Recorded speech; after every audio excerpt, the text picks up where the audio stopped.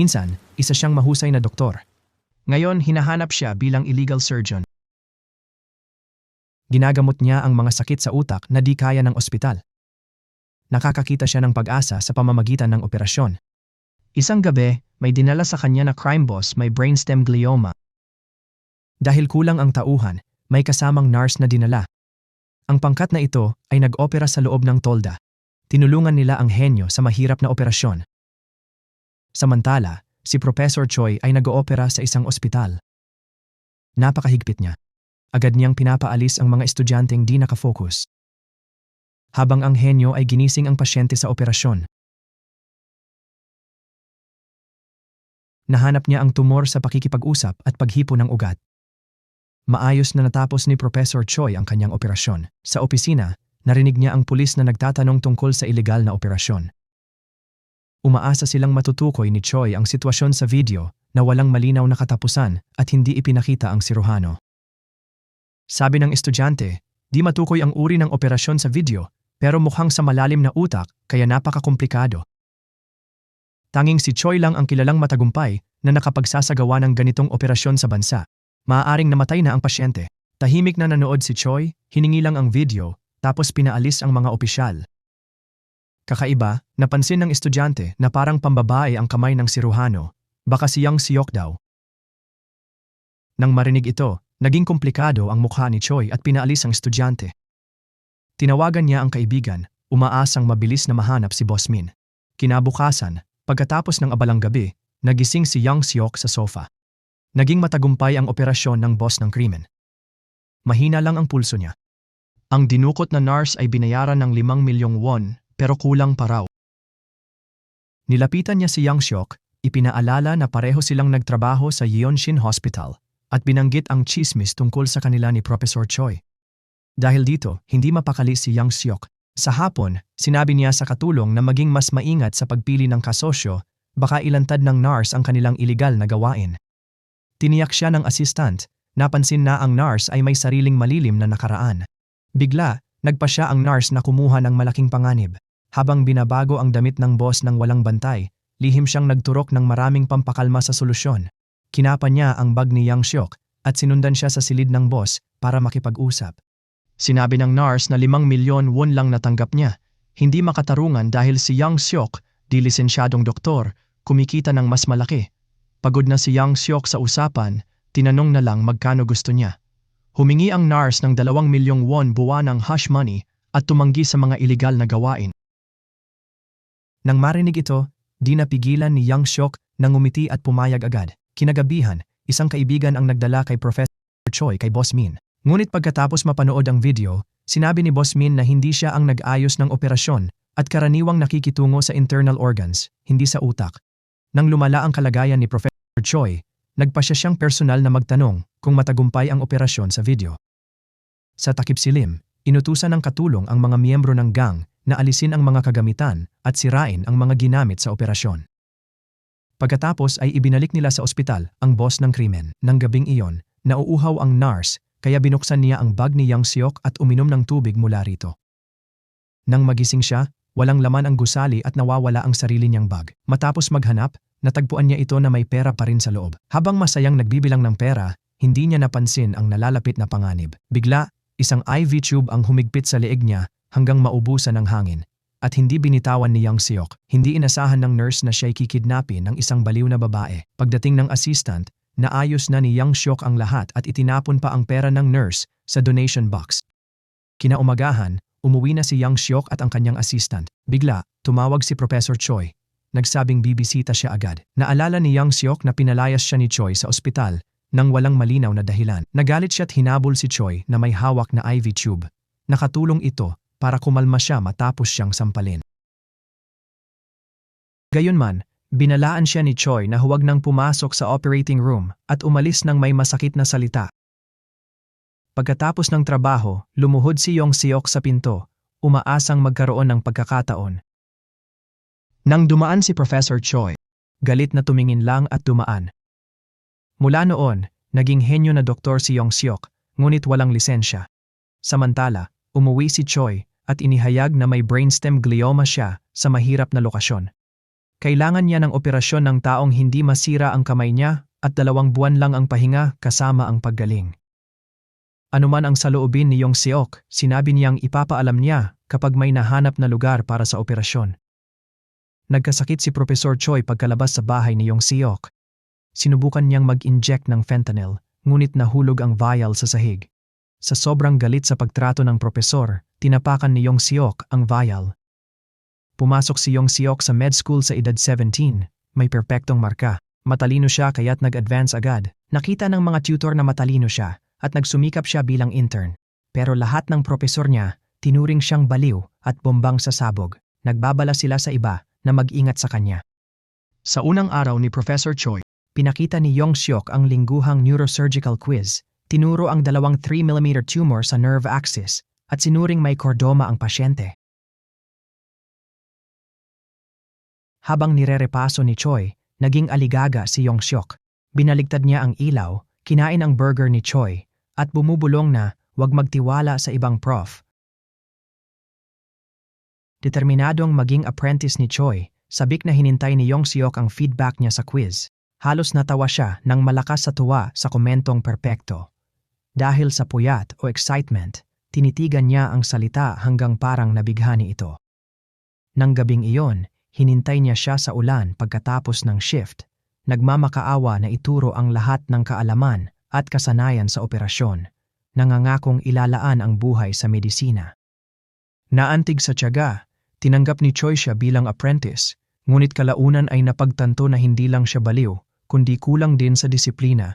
Sa loob lamang ng 6 na buwan, may pagkakataong mag-aral sa Boston sa ospital. Inaasahan ng lahat na si Yong Seok ang makakuha ng tanging pwesto, at ganoon din ang akala niya. Gayunpaman, nakakagulat na ibinigay ang pwesto sa isang hindi gaanong kahangahangang kasamahan. Hindi maintindihan, pumasok siya sa opisina ni Professor Choi, walang pakialam sa ibang tao, at itinanong bakit pinili niya ang mangmang na iyon. Sa kasamaang palad, nakaupo roon ang ina ng tinutukoy niyang mangmang. Nang makilala niya ito, nagbago ang galit ni Yong Seok. Hinala niya, sinuhol ng ina ang propesor, ninakaw ang kanyang pagkakataon. Lumaki ang galit niya, ininsulto ang babaeng may pinag-aralan at hinarap si Professor Choi. Umalis ang ina ng kasamahan sa gitna ng gulo. Pagkatapos, hindi na pinapasok si Yong Seok sa mga operasyon hanggang wala si Professor Choi. Pinayagan siya ng ibang propesor na mag-opera sa emergency.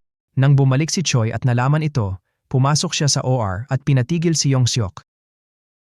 Ipinaglaban ni Yong Seok ang kanyang kakayahan, tinanong bakit siya dapat paalisin. Ibinasura ni Choi ang mga paliwanag at pinaalis siya. Ang pangyayaring ito ay nagpalalim ng kanilang galit sa isa't isa. Kinabukasan, tinawagan ni Director Huang si Yong Seok para sa iligal na operasyon. Naghanda siya, pero hindi dumating ang pasyente. Habang nag-aayos, nakita niya ang kotse ni Choi at naintindihan na nakialam ito. Hindi maintindihan ni Yong Seok kung bakit lagi siyang hinahadlangan ni Choi. Sinabi ni Choi na may pwesto siya sa Boston para sa mga komplikadong operasyon kung aalisin ang tumor sa utak niya. Tumanggi si Yong Seok at nagbanta na sirain ang operasyon. Sumagot si Choi na ang mapagmataas na henyo tulad niya ay hindi sisira ng sariling pangalan. Isinara niya ang bintana ng kotse, hindi na nagbigay ng pagkakataong makipagtalo. Naging parmasyutiko si Yong Seok matapos bawiin ang kanyang lisensyang medikal.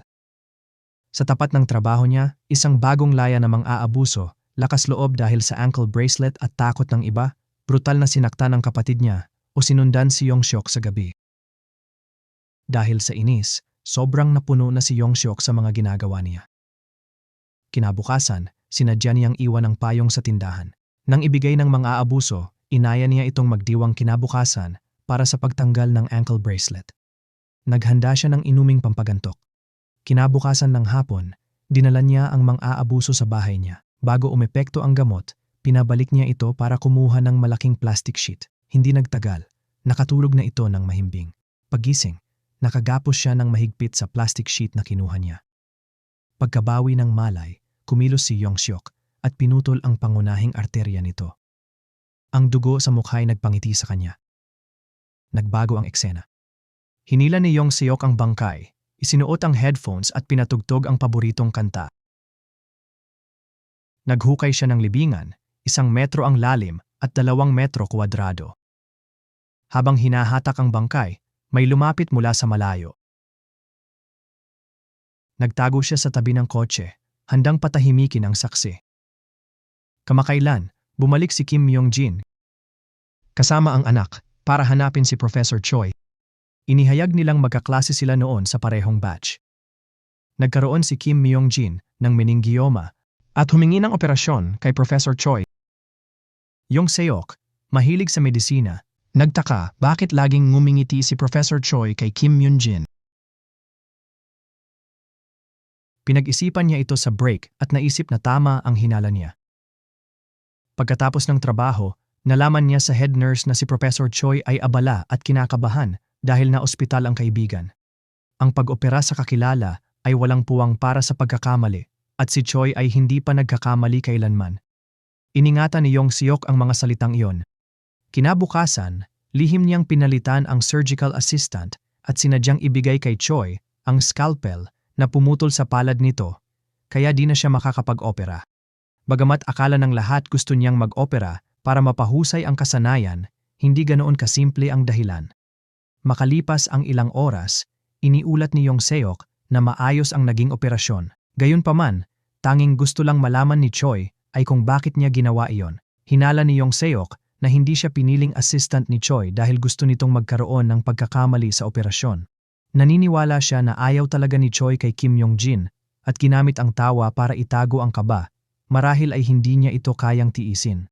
Gayunman, matapos ipahayag ang kanyang saloobin, hindi niya natanggap ang inaasahang pagsang-ayon mula sa kanyang mentor, na lubos niyang hindi maintindihan. Ilang taon ang lumipas nang makita ni Professor Choi ang dating protege na nagtatapon ng bangkay, tila walang pakialam si Yong Seok, patuloy pa ring hinahatak ang katawan na parang wala siya roon.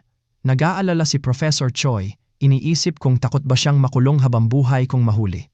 Nang marinig ito, lalo pang nagalit si Yong Seok, sumisigaw na sinira na ni Professor Choi ang buhay niya, at kung mahuli siya, pipiliin niyang magpakamatay kaysa makulong.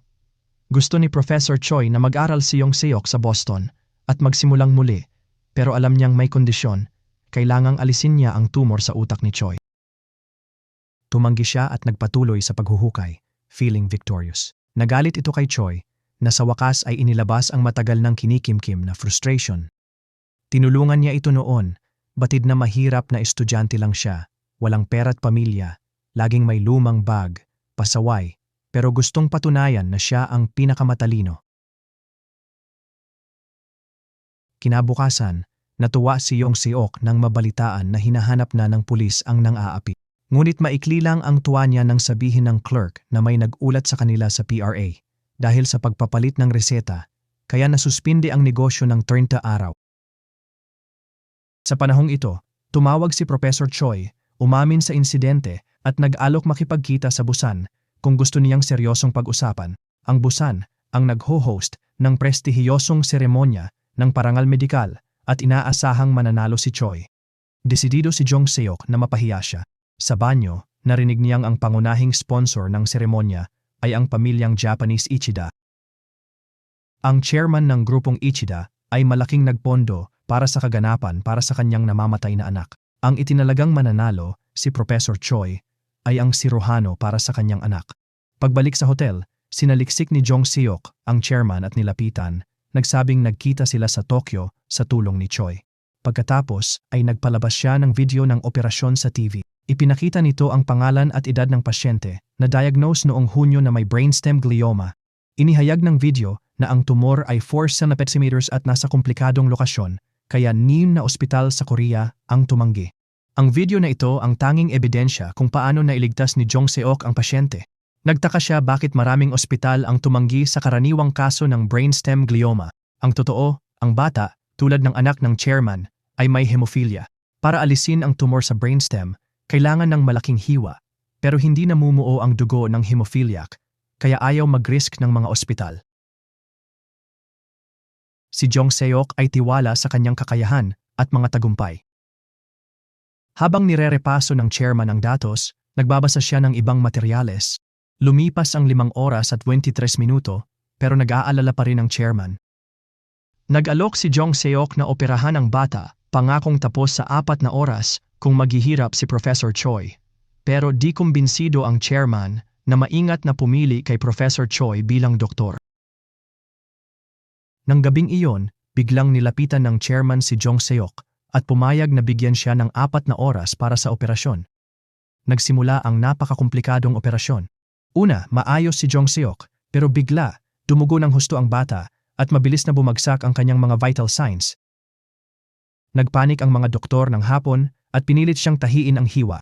Pero si Jong Seok, hindi nagpaapekto, nagpatuloy sa trabaho, determinadong talunin si Professor Choi. Maya-maya, pumasok ang chairman sa operating room at nagulat sa sahig na puno ng dugo. Si Jong Seok basang-basa na parang sinapian. Lumipat ang eksena sa seremonya ng parangal kung saan inihayag ng host ang nagwagi, si Dr. William mula sa Sage University. Nagdulot ng kaguluhan ang resulta dahil hindi nanalo ang paborito, si Professor Choi. Tuwang-tuwa si Jong Seok na natalo niya ang kanyang mentor. Habang paalis na siya, pinigilan siya ng anak ni Kim Yong-jin na si Kim Gi-hun. Sa kanilang usapan, nalaman niyang gumaling ng husto si Kim Yong-jin mula sa operasyon, pero isang buwan pa, tinawagan niya si Kim Gi-hun, sinabing lalabas mag-isa at pinag-aral ang anak. Pagkatapos noon, bigla siyang nawala. Nagkonklusyon ang pulis na kusang umalis si Kim Yong-jin at hindi nag-imbestiga. Pero hinala ni Jong Seok, hindi ganoon kasimple ang nangyari. Samantala, si Professor Choi na di nanalo ng award, hindi gaanong nadismaya. Sa halip, masaya siyang umiinom kasama ang mga kasamahan. Lumapit pala ang chairman bago ang operasyon at inihayag ang plano ni Jong Seok. Gulat na kusang loob na ibinigay ni Professor Choi ang award at sinuportahan pa ang dating estudyante. Kaya pala mabilis nagbago ang pakikitungo ng chairman noong araw na iyon. Pero hindi ito binanggit ni Professor Choi kay Jong Seok. Samantala, kumbinsido si Jong Seok na pinatay ni Professor Choi si Kim Yong-jin. Kasabay nito, may natagpo ang patay na nurse sa likod ng abandonadong gusali. Si Professor Choi, bilang consultant, agad nakilalang gawa ito ni Jong Seok. Sa crime scene, interesadong pinanood ni Jong Seok ang pag-iimbestiga ng pulis.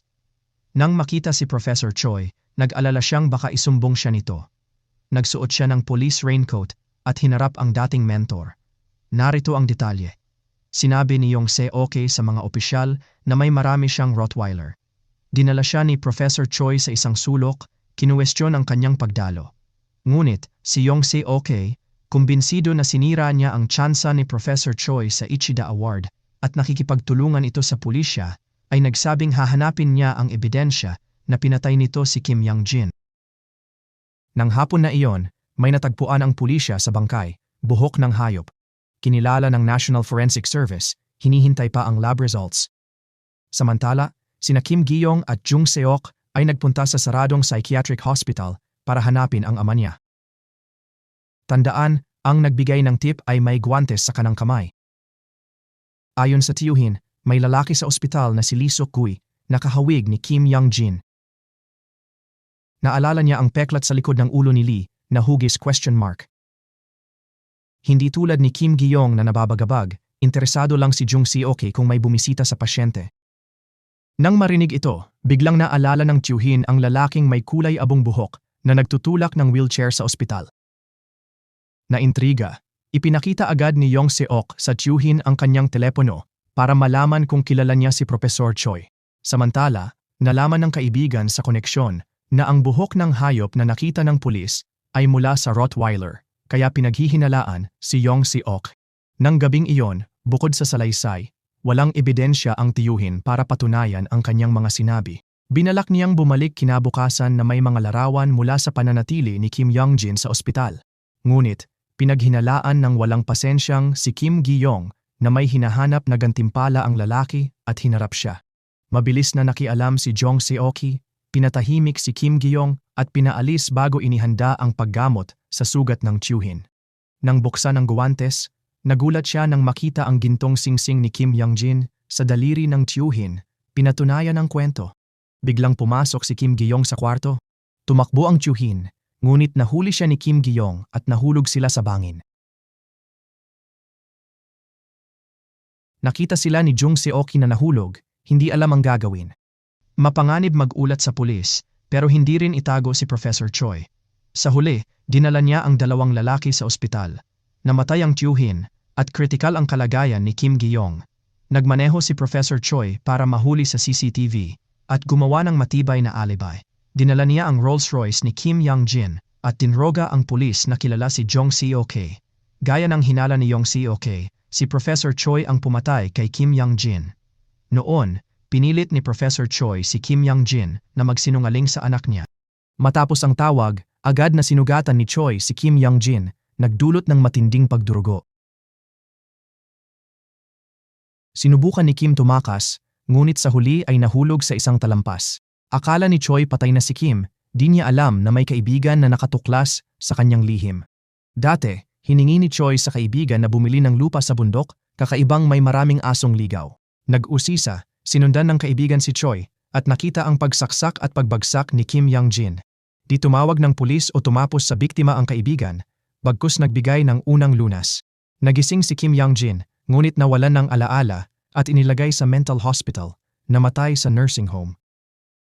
Hindi balak ng kaibigan na isumbong si Choi. Nakita ang abo ni Kim, bumalik si Choi sa krimen, itinapon ang singsing, binalaan si Yong tungkol sa buhok ng aso. Nang bumabagal ang mga kamay ni Choi, napansin niyang limitado na ang oras nila. Kahit ganon, tumanggi si Yong na operahan si Choi at pinaalalahanan siyang hindi niya inamin ang koneksyon nila. Natapos ang kanilang pagkakaibigan, pero madalas pa rin naalala ni Yong ang mga salita ni Choi sa gabi. Ang kasama niya, nababahala sa mga nangyari kamakailan, nangangamba sa kanilang sitwasyon. Si Yong nalulungkot, gustong tumakas sa kulungan kung saan ang araw-araw na operasyon ay parang langit. Binanggit ng kasama ang assistant ni Yong, si Seo Young-ju, na susunod sa kanya sa kulungan ng walang alinlangan. Nagalit kamakailan dahil ayaw sabihin ng kanyang mentor ang katotohanan sa kanya. Si Jong Seok ay naiinis, ayaw kumain o matulog, at nangangaso ng baboy ramo sa gubat. Ang ganitong pag-uugali ay ikinababahala ng kanyang katulong na si Seo Young-ju. Minsan, si Seo Young-ju ay may tumor sa utak, pero tumanggi sa operasyon, gusto na lang mamatay dahil sa sakit. Nang makita ang balak ni Seo Young-ju, nag-alok si Jong Seok ng tulong, maaaring mas madaling mamatay sa operasyon. Tinanggap ni Seo Young-ju ang kapalaran, pero hindi inaasahan, nagamot ni Jong Seok ang kanyang sakit. Nagpasalamat si Seo Young-ju at naging tapat kay Jong Seok. Matapos mapaalala ng kasama, napagtanto ni Jong Seok ang katapatan ni Seo Young-ju. Kinabukasan, gumawa siya ng juice para kay Seo Young-ju at ginising siya, pero wala sa kwarto. Nang tawagan, sinabi ni Seo Young-ju na abala siya sa paaralan at hindi makapagsalita. Nang hapon, pumunta si Jong Seok sa paaralan, pero hindi nakita si Seo Young-ju sa mga taong umalis. Tumawag ulit si Seo Young-ju, sinabing pupunta raw siya sa sine. Medyo nalulungkot si Jong Seok, di alam na nadakip ng gang si Seo Young-ju. Dahil sa pagkamatay ng nurse, nagsiyasat ang pulis sa ilegal na operasyon at gang. Dinukot ng leader ng gang si Seo Young-ju para alamin sino pumatay sa nurse. Kahit tinatakot, nagsinungaling si Seo Young-ju para protektahan si Jong Seok. Si Jong Seok, walang kaalam-alam, malungkot na nanood ng sine mag-isa. Pagkatapos ng pelikula, naghintay siya sa labas, pero di dumating si Seo Young-ju. Sa wakas tumawag si Seo Young-ju, inihayag ang nangyari sa kanya. Nang gabing yon, pumunta si Jong Seok sa gang, nakita sina Seo Young-ju at leader. Nakumbinsi ang leader na si Jong Seok ang pumatay, pinagbantaan siya pumatay ng broker.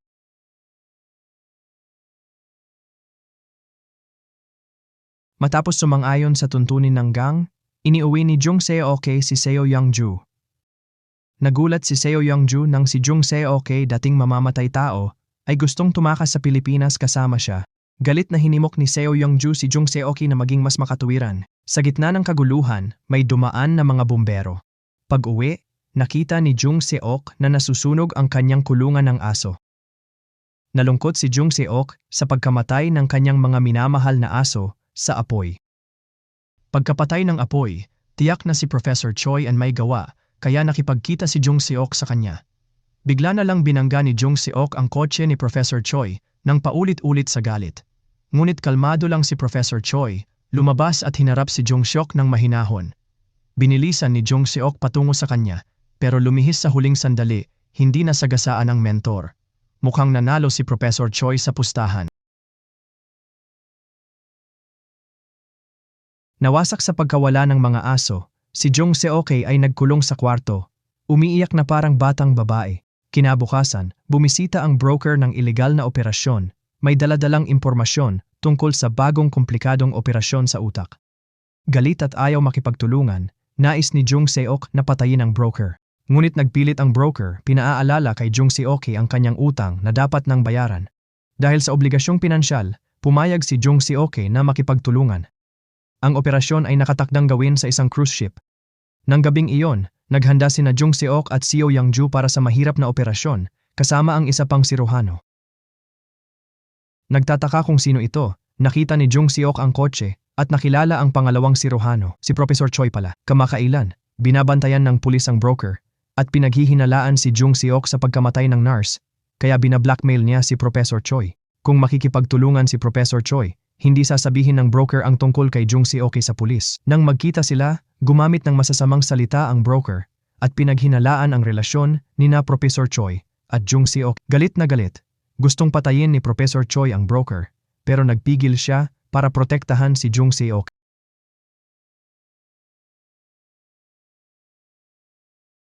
Nakipagtulungan sila sa broker para sa iligal na operasyon ng isang kilalang tao.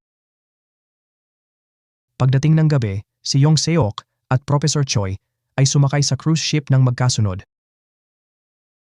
Ang operasyon ay magiging pakikipagtulungan ng dalawa. Ngunit, galit na galit si Jung Seok nang harapin ang kanyang mentor. Sinabi ng broker na si Professor Choi ang hiningi ng pasyente para mamuno sa operasyon habang tutulong si Jung Seok. Nang gabing iyon, nakatayo si Jung Seok sa kubyerta, may hawak na dog tag na may abo. Inihagis niya ito sa dagat ng malungkot. Lumapit si Choi at napansin ang kanyang pagkabalisa. Binanggit niya ang insidente ng aso, inamin ng sunog, sinabing para tulungan si Jung Seok na magpatuloy dahil aso lang naman daw. Galit na galit, paulit-ulit na hinampas ni Jung Seok si Professor Choi ng payong hanggang sa umawat sina Seo Young-ju. Nang marinig ang atake kay Professor Choi, nagalit ang broker, nagbantang kung masira ang operasyon, lahat sa barko'y magdurusa. Nagtataka, tinanong ni Seo Young-ju kung sinong pasyente. Mahiwagang sagot ng broker, isang Diyos. Nang makilala ni Professor Choi, hindi pala Diyos kundi leader ng kulto, nanloloko ng 200,000 tagasunod. Bago operasyon, hinila ni Jung Seok ang kasama para pag-usapan ang nanginginig na kamay ni Professor Choi. Sa operasyon, hawak ni Jung Seok ang endoscope at inutusan ang kasama na bantayan si Professor Choi para iwasan ang aksidente. Para patatagin ang kamay, nagturok si Professor Choi ng gamot bago magsimula ang operasyon. Sa operating room, hindi mapakali ang leader ng kulto nang makita ang batang babaeng disipulo ni Professor Choi. Hiningi niya kay Jung Seok na ipaliwanag ang proseso ng operasyon. Habang nakaturo sa brain scan ng leader, mapagmataas na ipinaliwanag ni Jung Seok ang mga hakbang na kinakagatan ng tango ng pinuno ng kulto. Nag-alala si Jung Seok kay Professor Choi at nag-alok na magpalit ng pwesto kung hindi siya sigurado. Ngunit, tinanggihan ng matigas ang ulong si Professor Choi ang mabuting alok ng kanyang estudyante. Nang magsimula ang operasyon, maayos silang nagtrabaho, pero agad nanginig ang mga kamay ni Professor Choi. Muli, nag-alok si Jung Seok na magpalit, pero pinatatag ni Professor Choi ang sarili at sinabi na impulsibo at makasarili si Jung Seok. Sa kabila nito, nagpasalamat si Professor Choi, sinabing ang pagsasama nila ang pinakamahalagang sandali ng buhay niya. Nagulat si Jung Seok, akala niya ay hindi siya gusto ni Professor Choi. Makalipas ang ilang oras, dahil sa kanilang mahusay na pagtutulungan, naging matagumpay ang operasyon. Maya-maya, nakipag-usap si Jung Seok sa kanyang mentor sa kubyerta, muling nararanasan ang saya ng pagsasama matapos ang mahabang panahon. Hindi maipagkaila ni Professor Choi ang kanyang kaligayahan. May mapanghamong tingin, nagbukas loob si Jung Seok, sinasabing ang mga araw na kasama si Professor Choi sa ospital ang pinakamasaya sa buhay niya. Kahit lumipas na yon. Naisip na baka huling pagkakataon na ito, nagpasalamat si Jung Seok sa mentor niya nang may malalim na pagyuko. Kinabukasan, pagbaba ni na Jung Seok at Seo Young-ju, nabigo siyang malaman na umalis na pala si Professor Choi. Samantala, huminto si Professor Choi sa biyahe at binasa ang lumang liham ni Jung Seok para sa residency application. Binalaan siya ng mga kasamahan na kahit mahusay si Yong Seok, may problema ito sa pag-iisip. Ang liham na ito ang patunay. Sa liham, ipinahayag ni Yong Seok ang matinding hangarin na maging neurosurgeon, na siyang tangi at kagyat niyang pagpipilian. Mula pagkabata, pakiramdam niya'y ang utak niya'y parang kalawakan, may walang tigil na pagsabog, tila may mga kulisap sa isip na di niya mapigilan. Ang walang humpay na pag-iisip na ito'y nagdulot ng hirap sa kanya sa pagkain at pagtulog ng normal. Kapansin-pansin, ang batang Profesor Choi at si Yong Seok ay nakaramdam ng eksaktong parehong karanasan. Habang nag-aaral, naramdaman din ni Professor Choi na parang may mga uod sa kanyang utak, laging aktibo. Isang araw, bilang doktor, nakita ni Professor Choi ang buhay na utak ng tao sa unang pagkakataon. Sa sandaling iyon, napuno ng kaakit-akit ang kanyang mga mata, tila humahanga sa isang kahangahangang sining, isang mahiwagang cosmic maze. Sa sandaling iyon, sa kauna-unahang pagkakataon, nakaramdam ng kalmado si Professor Choi. Tila tumigil sa pag-crawl ang mga metaporikal na uod sa kanyang utak. Ang kanyang karanasan ay katulad ng kay Yang Seok na nakaramdam din ng kapayapaan nang makita ang utak ng tao. Binalak ng broker na pakainin sina Yang Seok at Seo Yang-ju sa abalang lugar, pero nakipagkasundo siya sa pulis para ibigay si Yang Seok. Nang makaramdam ng kakaiba, nagdahilan si Yang Seok para paalisin si Seo Yang-ju at hinarap ang broker. Bigla, tumawag ang dating kasamahan sa ospital kay Jung Seok, sinasabing malubha na si Professor Choi at maikli na lang ang oras. Natulala si Yang Seok nang makitang nawala na ang broker. May nakita siyang dugo sa daan at taong kumuha sa broker sa kalapit na eskinita. Gulat niya, ang dumukot sa broker ay parang mentor niya na malapit sa kanya. Habang nagugulat si Yang Seok, hinila siya ni Seo Yang-ju palayo sa mga pulis. Biglang may natanggap na text message si Jung Seok. Sinunod niya ang address at natagpuan ang susi ng kotse ng bisita sa parola. Sumakay sila sa kotse ng bisita at umalis. Pagkababa, tinawagan ni Yang Seok ang dating kasamahan tungkol kay Professor Choi. Sinabi ng kasamahan na hindi maganda ang resulta ng MRI ni Professor Choi. Pagkatapos magalit, hiningi ni Yang Seok ang kopya ng MRI na nakita nito. Kalaunan, sinuri ni Yang Seok ang email at nakita ang MRI na ipinadala ng kasamahan na iiba sa bigay ni Professor Choi.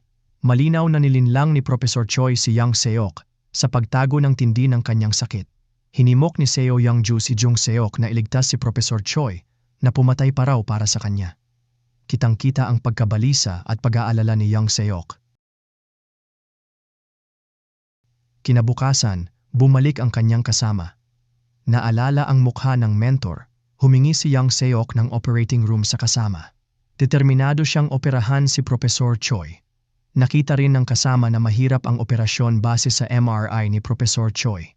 Pero plano ni Yang Seok subukan, kahit mapanganib na cerebral vascular transplant. Ipinaalala ni Seo Yang-ju ang panganib pero matatag si Jung Seok. Nang araw na iyon, namatay si Kim Gyeong na nahulog sa bangin. Dumalo sina Professor Choi at Jung Seok sa libing ni Kim Gyeong. Hinarap ni Jung Seok si Professor Choi tungkol sa pagpatay sa ama ni Kim Gyeong. Sa wakas, nagsabi ng totoo si Professor Choi. Noon, humanga si Kim Yong-jin sa kasanayan ni Jung Seok at gustong kunin siya para sa ospital sa US. Alam na walang prinsipyo si Kim Yong-jin, galit pa rin si Professor Choi sa pangyayaring iyon. Para sa kanya, dapat mamatay ang sinumang mag-aagaw ng taong kanyang sinanay. Magkatulad ang naging reaksyon ni na Jung Seok at Professor Choi. Papatayin din niya si Kim Yong-jin. Tumingin si Professor Choi kay Yang Seok, bumulong ng mabahong babae at umalis. Habang umuulan sa labas, naalala ni na Professor Choi at Jung Seok ang nakaraan. Sa gitna ng ulan, inihayag ni Yang Seok ang kanyang pinakamalalim na duda. Bakit siya inilayo at iniwan ng kanyang mentor? Bago sumagot si Professor Choi, nagsalita si Yang Seok ng sarili niyang konklusyon. Naniwala siyang dahil nalaman niya ang balak nitong patayin si Kim Yong-jin, nasaktan ang pride nito. Inamin ni Professor Choi na bilang guro, hindi siya dapat magpakita ng balak pumatay sa mga estudyante. Gayunpaman, hindi pa rin nahihiya si Yang Seok tungkol sa pagpatay. Sa halip, nakita niya kay Professor Choi ang kaparehong espiritu, may kakayahang pumatay na nagpasigla sa kanya. Unti-unti, kumalma si Yong Seok. Kahit dinala siya ni Professor Choi sa gulo, ayaw niyang mamatay ito. Tinanong ni Professor Choi kung ang desisyon niyang operahan ay dahil sa awa sa kanyang kalagayan. Malakas na sumagot si Yong Seok na talagang ayaw niyang mamatay si Professor Choi. Tinawag niya itong mabahong matanda, tulad ng magulang na nangangaral, at inutusan maghintay ng walang kalokohan. Bilang paghahanda, nanood si Yong Seok ng mga video ng operasyon. Nakahanap din ang kanyang kasama ng operating room sa isang klinika. Habang papalapit ang operasyon, may mga problemang lumitaw. Natagpuan ng pulis ang bangkay ng isang broker sa eskinita, autopsy. May punit ang pali, tanda ng medikal, na kaalaman ng salarin. Nakuha lang ng CCTV ang likod ng salarin. Pero, nakita ng opisyal ang mukha ng salarin at nakilala si Professor Choi. Kumbinsido ang pulis na ang umaming iligal na siruhano ay si Professor Choi din. Kaya, hinarap ng opisyal si Professor Choi tungkol sa kanyang mga hinala. Walang takot, natawa si Choi, alam din niya ang mga lihim ng opisyal. Nagbanta si Choi na sirain ang isa't isa kung lalabas ang totoo. Pero, nangako ang opisyal na papanagutin si Professor Choi. Maya-maya, pinaganda ng tech ang CCTV at nakita ng opisyal si Yong Seok sa alley. Nang gabing iyon, dinala si Yong Seok para tanungin. Sa interogasyon, kalmado siya, sabi naghanap lang daw siya ng sariwang hangin. Ipinakita ng opisyal ang ebidensya ng tangkang pagpatay ni Yong Seok kay Choi noon. Ang mga salita ng opisyal ay nagpaalala kay Yong Seok sa nakaraan ng hingin niya kay Professor Choi na ibahagi ang lahat ng kaalaman. Tinanong ni Professor Choi ang kapalit at tahasang sumagot si Yong Seok na ang bayad ay pagsipsip ng lahat ng kaalaman. Dito, natawa ng malakas si Professor Choi. Ngumiti si Yong Seok, alam na hindi maintindihan ng iba ang relasyon nila ng kanyang mentor. Ngunit, natuklasan na ng opisyal ang katotohanan. Naniwala siyang si Yong Seok ang gumagawa ng iligal na operasyon at siya ang dahilan ng pagpatay ni Professor Choi sa broker.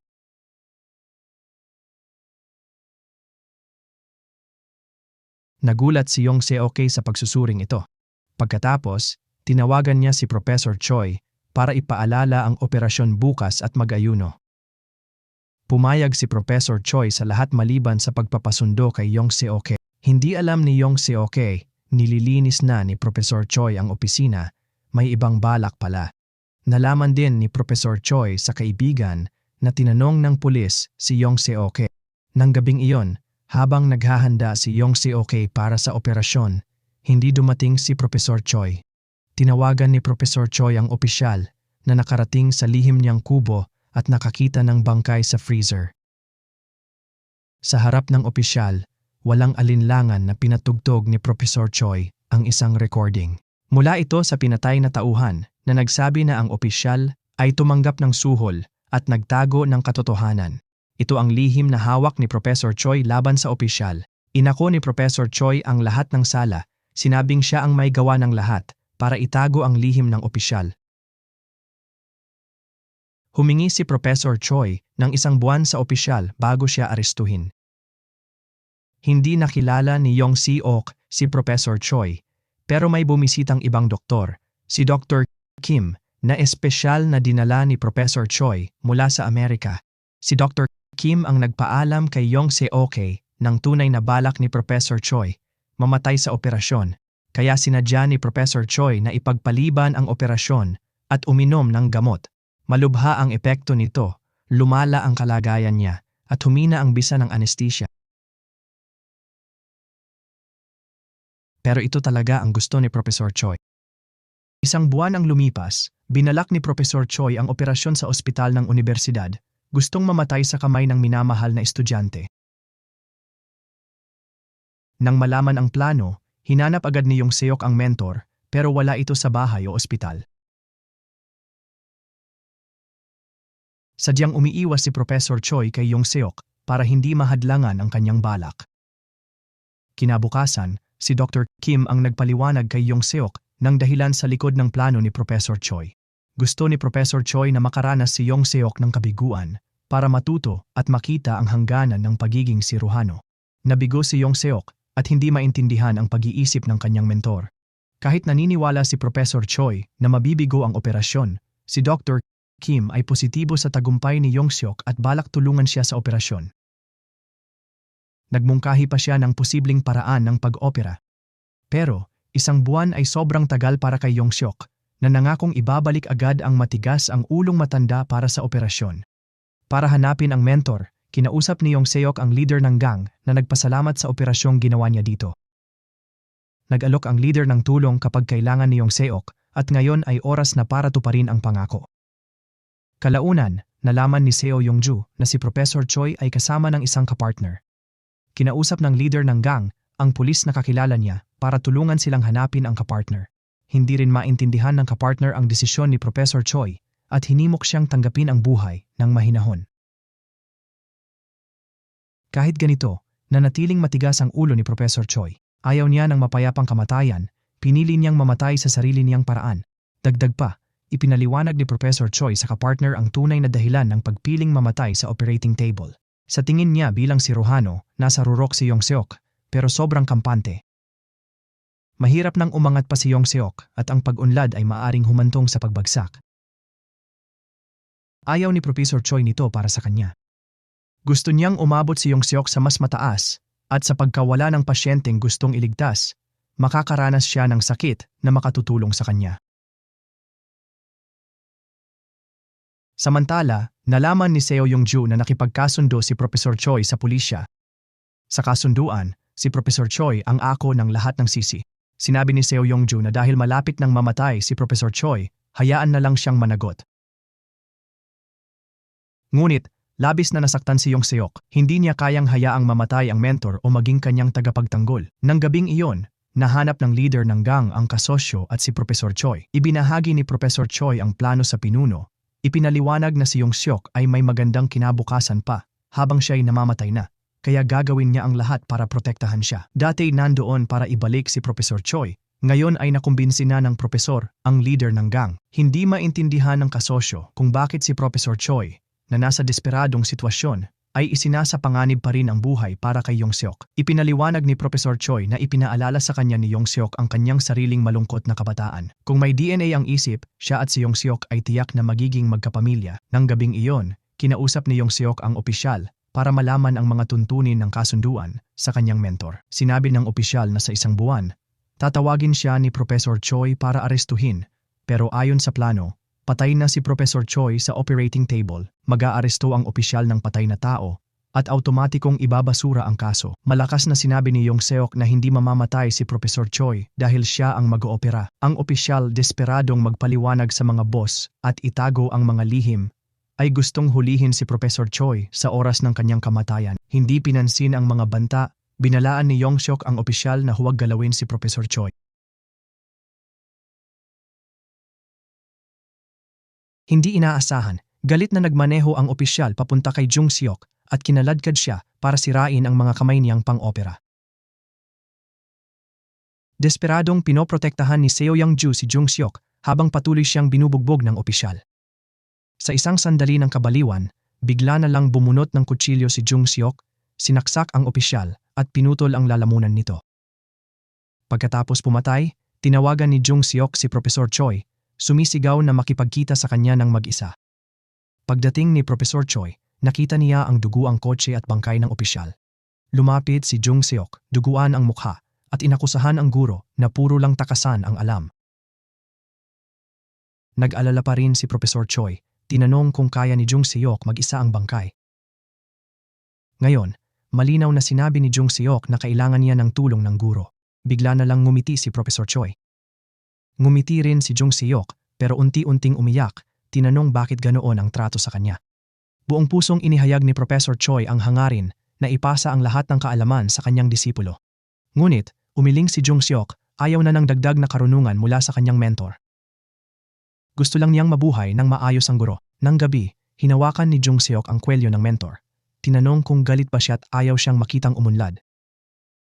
Pagkatapos, sinubukan ni Jung Seok na hilahin siya palayo.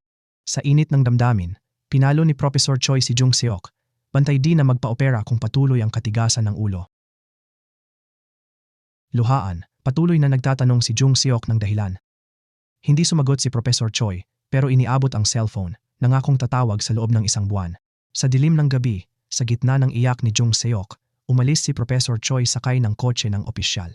1 buwan ang lumipas, tumawag si Professor Choi kay Jung Seok sa gabi ng operasyon, gaya ng pangako. Bago ang operasyon, iniunat ni Professor Choi ang kamay kay Jung Seok. Hindi ito kinamayan, ngunit tiningnan siya ng matalim, determinadong hindi mabigo bilang pangunahing disipulo. Nang buksan ang mga ilaw sa operasyon, isinuot ni Jung Seok ang kanyang surgical gown at nagsimula ang operasyon. Ilang oras pagkatapos, hinanap ng chairman ng patient board ng ospital si Jung Seok para operahan siya. May matatag pa ring tingin si Jung Seok at agad nagsimula ng operasyon kasama ang kanyang team. Bago magsimula, may bagong sumali sa surgical team. Tiningnan ni Jung Seok ang tao nang may matinding tuwa sa mga mata. Mukhang matagumpay niyang nailigtas ang kanyang mentor mula sa panganib.